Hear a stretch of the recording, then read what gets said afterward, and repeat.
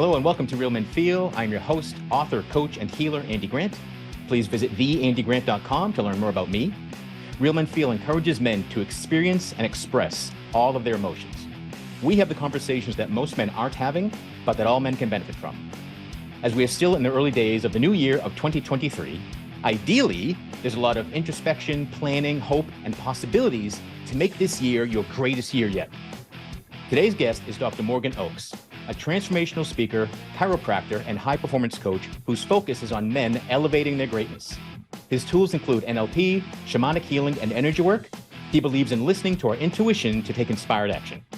Dr. Morgan blends ancient wisdom with the tools of modern transformation to bring synergy through healing and personal growth. Welcome to Real Men Feel, Morgan. Dude, awesome to be here, and grateful to be on the show at the beginning of the year. Yeah. You do lots of different things. Well, they're not all that different, actually. Coaching and speaking and chiropractic care and healing. One theme I see in all of that is service. Is that something that's always been important to you? Not always. I originally started off as a mechanical engineer and just got into it because I was good at math and science, and I loved dirt bikes and racing snowmobiles.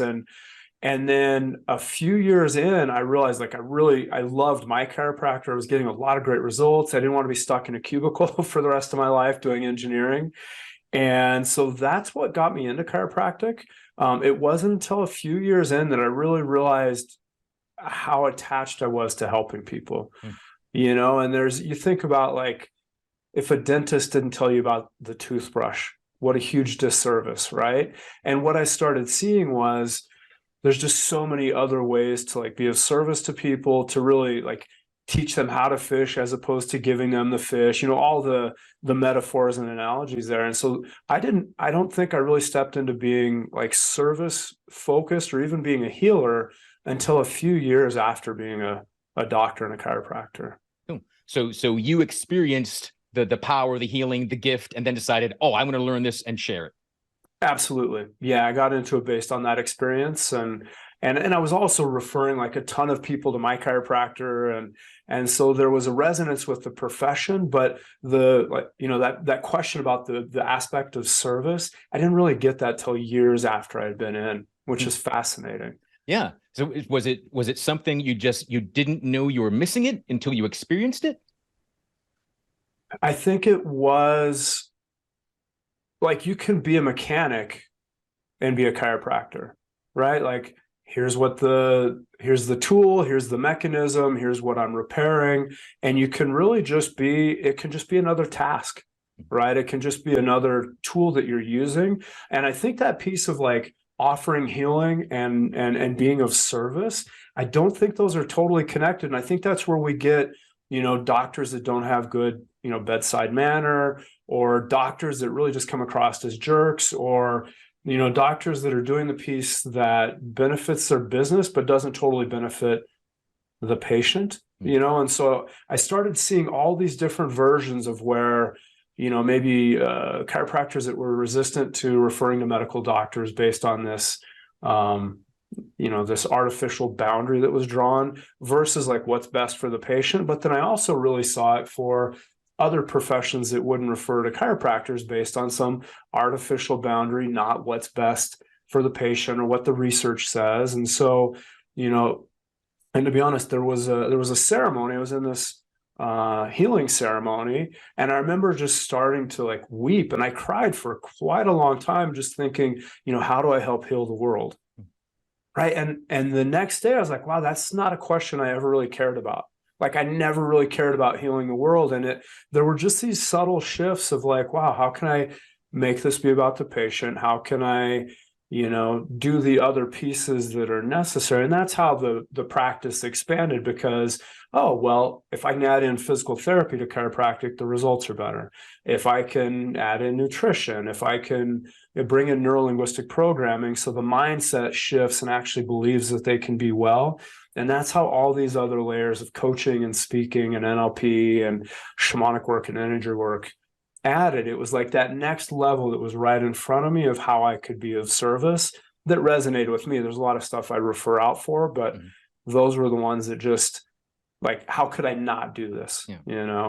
because in my own experience with chiropractors, yeah, I've met plenty of that are, just mechanical, and just move this, do that, and you'll feel better. And another group that are really spiritual. And so is that more the individual as opposed to the training? It's certainly the individual, and with that, there's hundreds of chiropractic techniques. And in school, what I noticed was people would be like, technique A, it's the best. And it was almost like supporting your favorite football team and everybody else sucks. There was that energy, and I didn't have that like my mindset wasn't focused in that way. I didn't come in knowing which team was already the best. And so I'm like, all of these work, the curiosity of me is like, why do all of them work? So I would say I was a worse chiropractor during school because I wasn't hyper focused in one area. But I think what that offered me was, coming out of school, I brought in a lot more variety so that I could help a lot more people and could look at things from a place that wasn't biased. I think I looked at things from a much more open perspective. And sometimes, whether it's for coaching, healing, body, mind, spirit, whatever, sometimes I'm not the best person, and I think my curiosity about how do all of things work opened me up to be a little more flexible in like, how do we get you where you're wanting to go, not how can I push you where I'm wanting to push you. Right. Gotcha. So you mentioned this healing experience and this weeping and asking questions you had never asked before. So what got you to that state? What brought you to that event or experience? Well, I was going to say, who knows, but I would say the thing that kind of pushed me over the edge. So I got out of chiropractic school in 2004. I didn't want to practice like other chiropractors. I wanted to do things my way. So I started my own practice. And after a year, I had run out of loan money. Like, I didn't know if I was going to make it over that first year entrepreneurial hump. And, these other things that happened, I got out of a 4-year relationship. So I described that like a bad country Western song, like lost my dog, lost my girl, lost my house. I crashed a truck at the end of that year. And then, my chiropractic business, I'm pretty sure it's not going to make it. And so it was like this perfect storm of all these horrible things happening. And I think what opened up for me was intuition, observing synchronicities. I really started meeting these people unlike I had ever met before. I started getting those like power of 3. I would hear about it once, hear about it twice. The third time, I'm like, oh, I'm supposed to pay attention to this. So I think this perfect storm of all these like difficult life situations like put a crack in my eggshell and started letting some different type of light in that I hadn't been aware of before. So was that similar to chiropractic in that you had your experience of receiving healing or energy work and your curiosity kicked in and you wanted to learn, how to do more of that or receive more of that? Or there were two different angles that happened on that. So partially, I've got these chiropractic patients face down on the table, and, so I've got time and space to do what comes to me intuitively. So I'd be up behind their back, like moving energy, doing extraction work. I had never heard of this, seen it, read about it, but this intuitive other level of healing came in. The other part of it was I had at least been opened up to kind of these esoteric ideas. So I was going to Barnes and Noble and I was, reading for like 8 hours. I was, spending like 12 hours on YouTube, just like any word I had never heard before, like diving into these rabbit holes. So the combination of those two things, and then I think the third thing that was really beneficial, I ended up meeting just enough people that could see and feel energy. They knew what I was going through. They could see what I was doing. And so I had these like friends and mentors to kind of support me with where I was at and moving forward. And that really opened it up. And probably the next thing that was a big mover was I started having these intuitions about traveling through Central America. And so there ended up being 4 specific intuitions. I eventually went on that trip. And when I was on that trip, that opened up a whole other level of direction that I moved into. But it was really about following those intuitions and synchronicities that started showing up at that time as well. So until that point, were you conscious of your own intuition? Was that a word that you used? No. No, like I was this kid from Wyoming. I was into sports and dirt bikes, and even with chiropractic, there's a very intuitive side of, there's muscle testing and there's all these things that are done. I was like the extreme opposite, like total research driven, total, can it be proven? Is there data? So like until I would say this spiritual awakening happened, there was not a part of my life that was any of that. So in hindsight, with you losing everything, what was the trigger? What was the opening? Was it you lost so much that like you gave up trying to be in charge, or what do you think it was? Yeah, I think there was a crack that was created there. And as we're talking about, there were all those things that are in motion. And I would say the last thing that pushed it over the edge, it's interesting, I don't always share this piece, but the way you're asking the question necessitates it. All those things were happening, all this stuff was opening up. And then after the auto accident, after the relationship, after, thinking I was going to lose the business, I end up meeting this new friend and he's like, yeah, do you want to do a mushroom ceremony?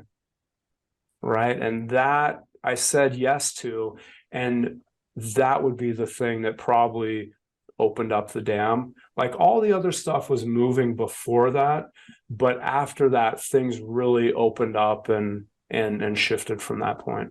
So you're following synchronicities, listening to your inner wisdom more and more, and then that was the big action that changed things. That was a big action. And if I'm being honest, like, he gave me a plate of mushrooms. As a doctor, I knew it couldn't kill me. As a guy that had, maybe done mushrooms 2 or 3 times, I was like, oh, that's enough to feed a rugby team, but that's going to be my portion. And so it was definitely a heroic dose. And from there, things just like, I had this insatiable curiosity about all these things. And so that's, really what was then driving me to Barnes and Noble and YouTube and Google searches. So yeah, it's funny. So I first discovered energy work in like 2008, and my first training was in 2010, and it was in Colorado. And I remember flying out and being in Boulder, Colorado, and seeing signs that said energy work. And I was like, oh my God, what sort of like mystical place is this? I've never seen that before. So I often talk about how, there was a time when chiropractic was seen as very fringe. And now there's a chiropractor on like every street corner and a yoga studio on every street corner. And it's getting more and more like energy work is being that prevalent too. But yeah, do you find that? Absolutely. Well, and when I had my spiritual awakening, because you and I talked about this earlier, I believe you were in Boulder with that couple doing the training. Yeah.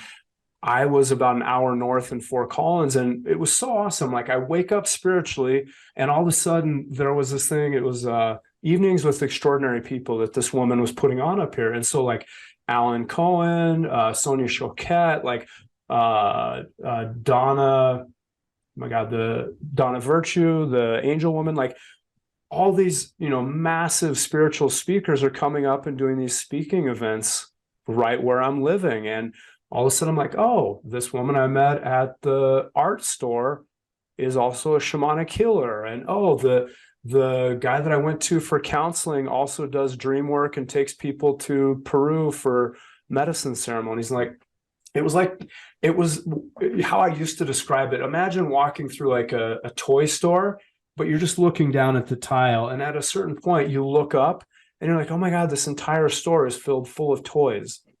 Right? Like I just lucked out, I think, in many ways. And I woke up in a place where there was just a lot of it. So I was super supported. And I do agree, like, even speaking about the medicine stuff, I've been hesitant about that for 15 years because it was very fringe. And I never wanted people to be like, oh, he's not a good doctor because he's reckless with these other things.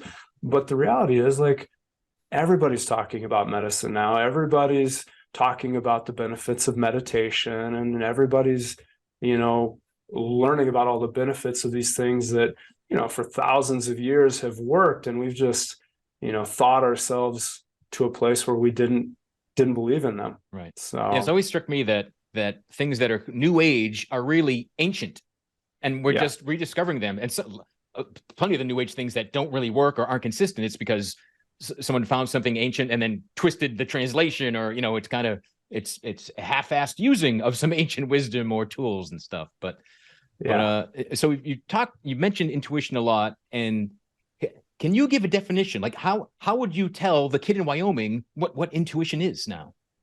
I think we all have experiences with these, and so it's that you have the idea that somebody's looking at you and you turn around and make eye contact with them.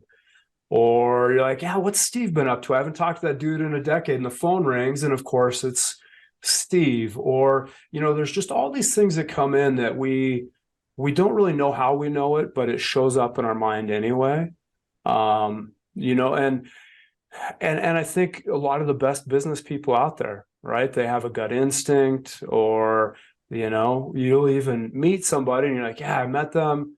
I got in relationship with them for a few years, but you'll remember back to initially meeting them and having that intuition of why you shouldn't move ahead, that you usually push aside or ignore for whatever reason. So yeah, I think we all have these, and it's just about how do we combine a good solid level of intelligence and common sense, but also blend in intuition to really create synergy and momentum and ease and grace. Yeah, I find that a lot of men, they might poo away that intuition word, but they'll own their instincts. They'll own, I just know things, insights, but somehow that word, like many words for no real reason, that has gotten more of a feminine slant applied to it. Perhaps it makes men not want to own their intuition, but yeah, that hunch, the gut instinct, all those things that, yeah, the most successful people do recognize them.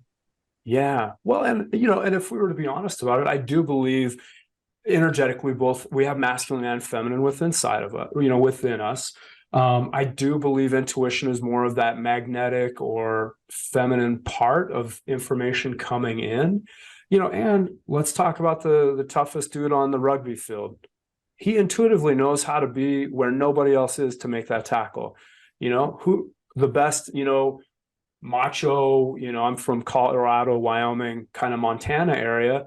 The best male hunter in the area uses an intuition to know where that animal is going to be at. Like, there's all these things we can label as super macho masculine activities, but the people that are good at it's because they're tapped into something that's not just thought, right? It's not just knowledge. Yeah. And it's that feeling, it's a sensation that's beyond the five senses.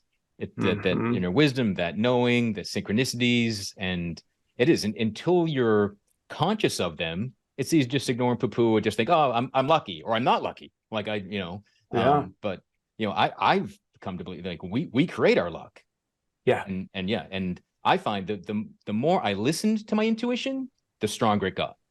Yeah. I really, when I'm, speaking from stage, I describe it as a muscle, right? Whether it's intuition or courage or whatever it is. Like, when I first started waking up spiritually, I would get that intuitive hit, like, grab your umbrella.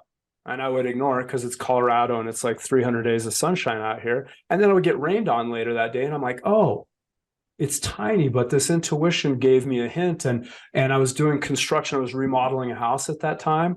And there would be all these hints about what tool I needed or didn't need.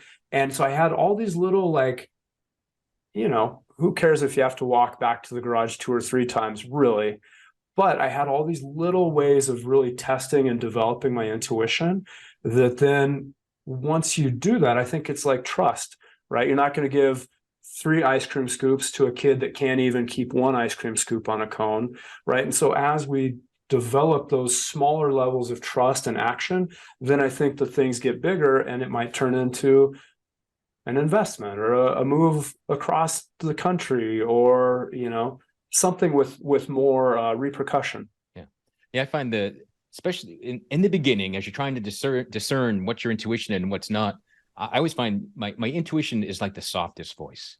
Yeah. And the ego is like, you suck. And like the ego, the negative talk I have is like loud and clear. And the intuition is soft, like almost trying to, hey, over here, that whisper on your shoulder sort of a thing.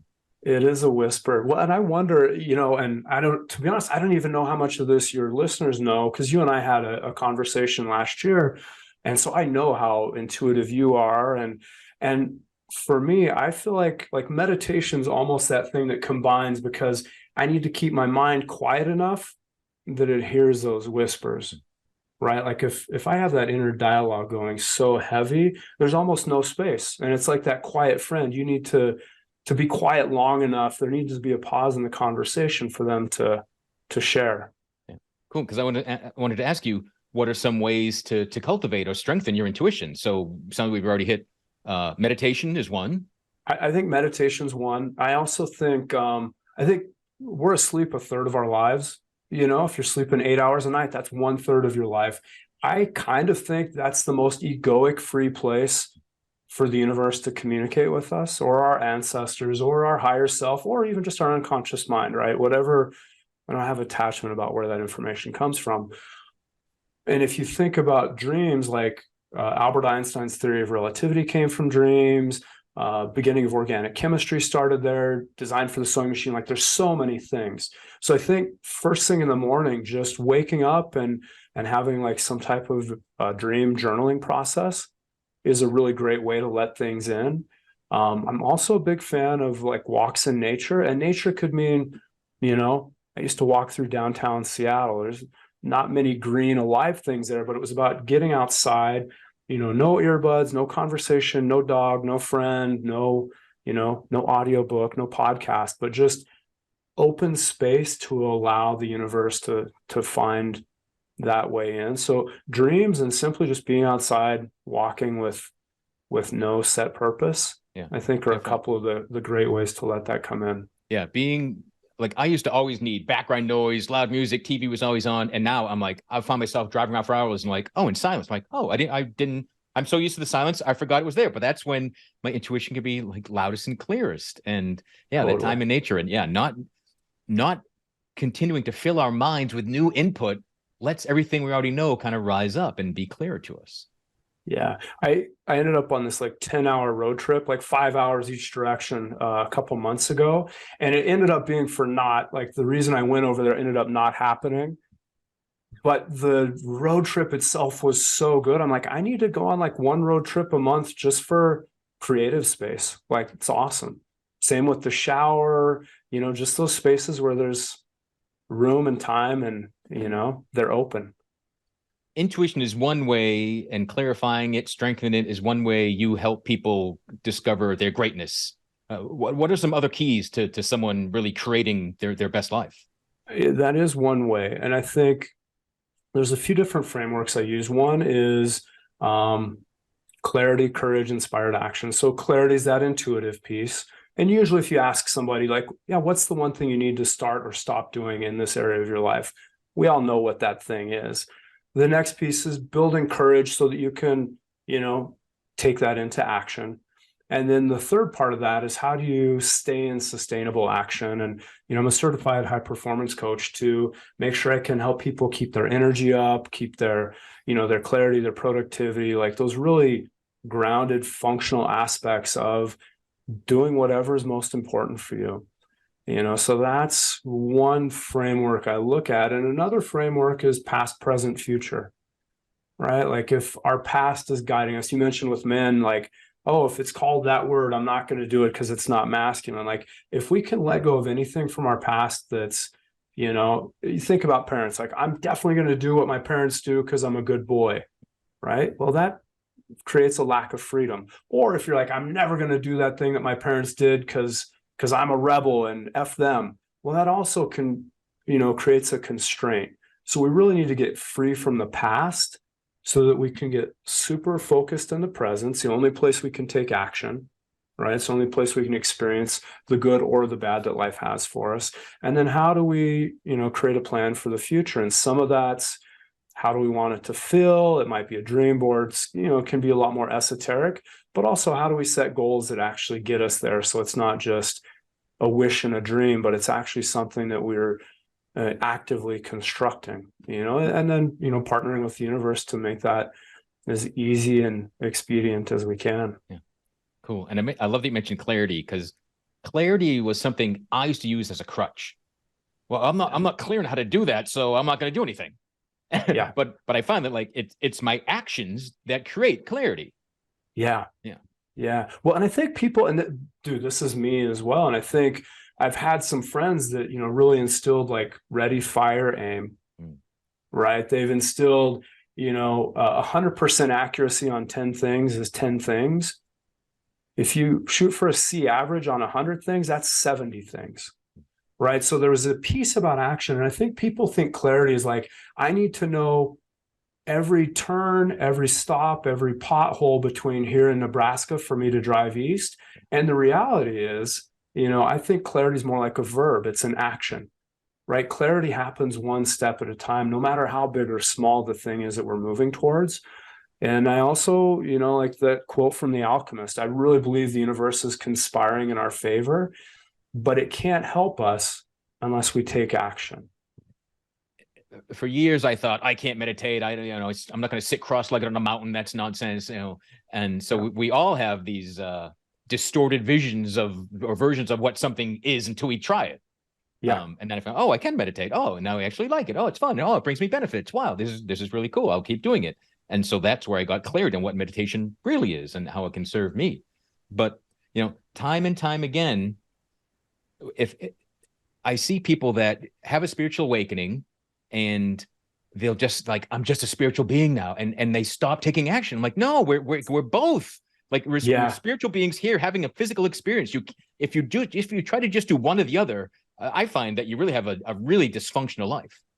Totally. Well, and one of my biggest spiritual teachers was like, if there's a lack of abundance in life, whether it's abundance of relationships, finances, whatever it is, it's being too far in one or the other. And I would say, if we got like a couple in a car, the man's driving, right? That's the masculine action piece. The woman's the one that will actually ask for and listen to directions, right? And so if they work together, they're going to get places. But if one or the other is totally in control, nothing happens. And so that loop of, clarity, courage, inspired action, which is really just listen and then step, that also needs to wrap back around the other way. Because sometimes we'll get clarity and you're like, oh, I'm supposed to be this thing.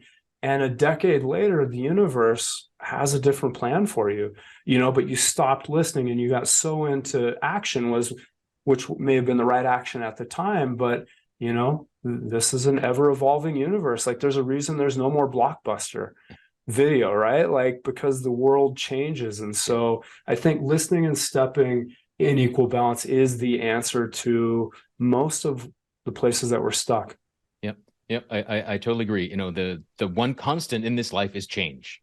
Yeah. And when you can get, I'd probably be lying if I say I always look forward to change, but at least I can be comfortable with change, expect it, be more resilient in the face of change. Because I find when you have your clarity, when you take inspired action, most change is for your benefit. Yeah. Well, and I've been working on this lately as well. Because I was in Seattle for a decade. Life was good and easy. And I was doing personal growth work and I had growth edges, but things were pretty well taken care of. And I moved back to Colorado like a couple of years ago. And I'm like, oh, I got to get my income up. I got to get this new business built. And the thing I've really been working on is like, if you and I were going to go on this beautiful hike in Colorado, dude, 99% of it is just hiking, right? Like 1% of the actual day is us standing at that peak looking at whatever vista it is that we've hiked to.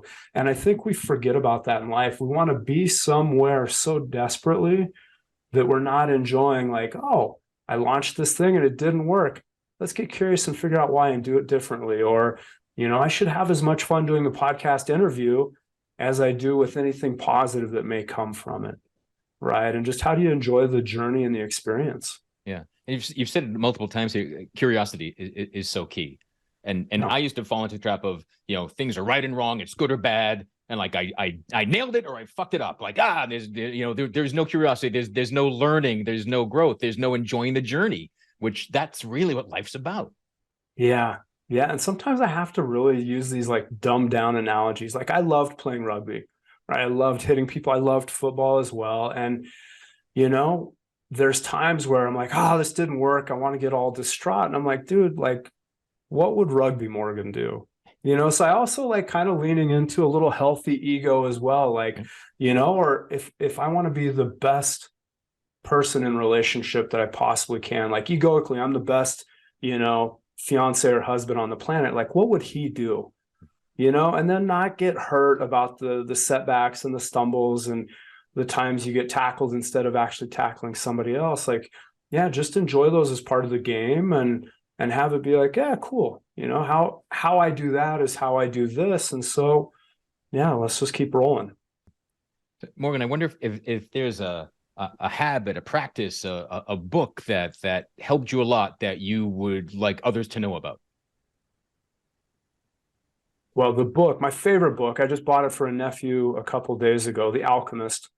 It's been my lifetime favorite book. I'll read it like once a year. I always wonder where I'm at in my own journey, So I think that's a good one that just always motivates me. As far as a habit, we're all too busy. We're all too busy. And when we're too busy, there's no room for inspiration. There's no room for ahas, epiphanies. To be honest, there's not even much room for enjoyment. So, if I was to share one thing, it would be find some places to slow down. I really value my sleep, and I've never considered myself a morning person, but months ago, I started getting up at 5 a.m. again because I wasn't getting enough nature time. And so I would go out to nature. I get to watch the stars. So I'm getting fed by the stars. I'm getting fed by nature, and then I come back to the house and my girlfriend wakes up, my fiance now, we just got engaged. And then we start the rest of our day together. But I'm willing to lose that hour of sleep to have that quiet space and that thing that's going to feed me. So for everybody that might be listening, I would say, hey, what's that thing that you already know that feeds you, and build that back into your life, because I do believe those things strengthen our business, our health, our relationship, career, all the things that we say are important that we'll dump a ton of time towards. Cross training for that is usually slowing down and allowing some space. Yeah, cool. Yeah, especially again, we're in January, and I often find, I've never been someone to get caught up in New Year's resolutions and such, but certainly if you're planning and you're making setting goals for the year, it's fluid, like most things you're talking about. So yeah. I created a vision board this year, and I'll use all January to see, is that still out? It won't just be, oh no, I put it up there, it has to stay there. Like, what feels right? What moves around? Something, if February I find something, I'm really called to this thing. All right, down goes that picture, up comes this new thing. And again, that's something that I used to make fun of and thought was ridiculous. Like, so many of my daily habits are things that I mocked ruthlessly until I did them. And I had a positive experience. So yeah, I would really invite and encourage people, drop the old story. Like you, I was like, I was a night owl. I'm not a morning person. Now, I'm without an alarm. I'm waking up 5:30, 6 a.m. If I sleep till 6:30, that's a late sleep for me now. I'm like, when did this happen? I don't know. This is not something I ever was looking for, but it's allowing life to drive the show instead of the ego. Yeah. Yeah. And dude, it's a lot of work, I think, to let go. That's that past piece, right? Yeah. If I'm going to be macho, here's what that means. If I'm going to be whatever. And I like just the idea of adopting something that better serves us. I like that statement, like, do you want to be happy or do you want to be right? Do you want to be wealthy or do you want to be right? Like, there's all these things.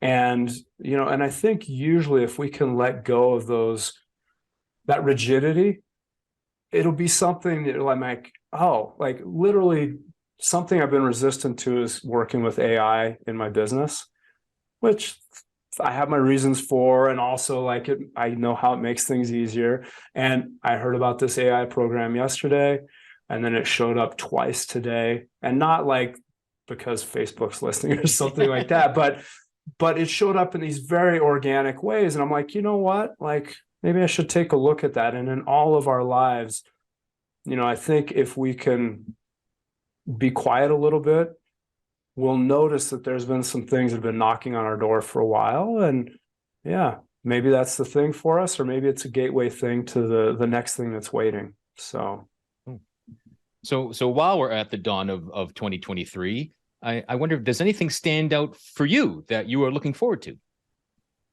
Yeah, honestly, I'm redoing systems. I built things a certain way in Seattle for a decade and got too busy. It was difficult to keep up with. And so I've been kind of in this ramp up phase for the last year and a half.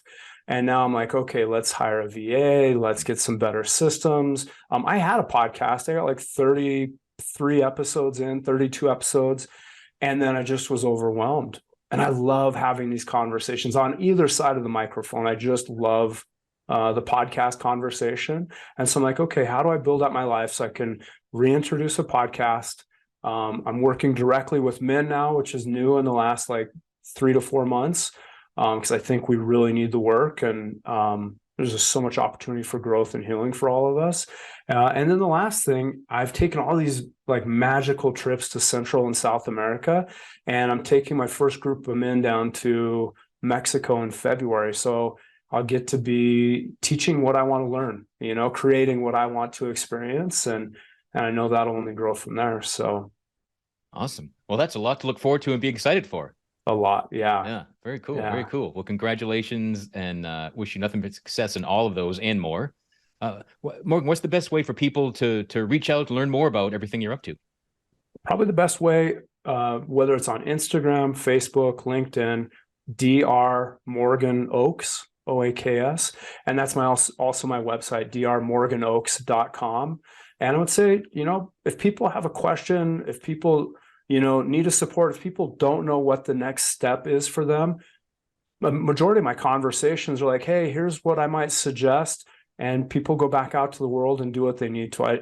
I love being a resource. And I feel like those are my touch points to create positive change, even if it isn't a business connection. It's me, supporting somebody else just like I've been supported. So cool. Awesome. Well, thanks for sharing your insight, your awareness, your growth, and your service and support with others, because that's what the world needs more of. Awesome. Well, dude, when you and I connected last year, just appreciate your joy and your honesty, and what you're doing is really important. So just grateful to be on the show. Grateful to know you. Cool. Thanks again, Morgan. Thanks again for everyone joining and listening to us today. Wherever you're discovering Real Men Feel, please subscribe, follow, like, share, do whatever the thing is that you can do on the platform you're listening. You can reach out to me at all the time via email. It still works. realmenfeel@gmail.com. Love to hear from you. And if you want to explore making this the best year of your life so far, book a clarity call with me. Let's have a conversation. Not a show, just a conversation. And until next time, be good to yourself and make it a great year.